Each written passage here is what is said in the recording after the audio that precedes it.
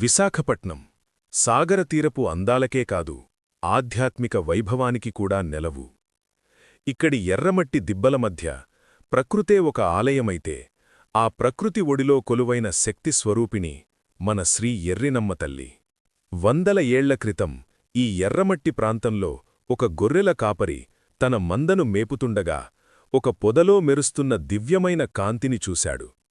ఆశ్చర్యంతో వెళ్లి చూడగా అక్కడ భూమిలో నిక్షిప్తమై ఉన్న ఒక పురాతన అమ్మవారి విగ్రహం కనిపించింది. సాక్షాత్తూ ఆ పరశక్తి ఈ నేలను కాపాడటం కోసం ఇక్కడే వెలవాలని నిర్ణయించుకుంది. ఎర్రమట్టిలో వెలసిన తల్లి కాబట్టి భక్తులు ప్రేమతో ఎర్రమట్టి అమ్మ అని పిలుచుకున్నారు. అదే కాలక్రమేణా ఎర్రినమ్మ తల్లిగా ప్రసిద్ధి చెందింది.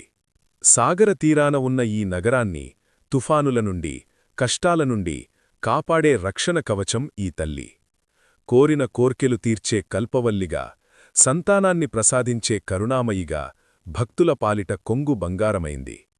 మీరు ఎప్పుడైనా విశాఖ వస్తే ఆ ఎర్రమట్టి దిబ్బల సాక్షిగా వెలసిన అమ్మవారిని దర్శించుకోండి. ఆ తల్లి చల్లని దీవెనలు అందుకోండి. జై ఎర్రినమ్మ తల్లి. ఈ స్టోరీ నచ్చితే లైక్ చేయండి, షేర్ చేయండి, సబ్స్క్రైబ్ చేయండి. మరిన్ని ఇలాంటి స్టోరీస్ కోసం కమెంట్ చేయండి. Thank you.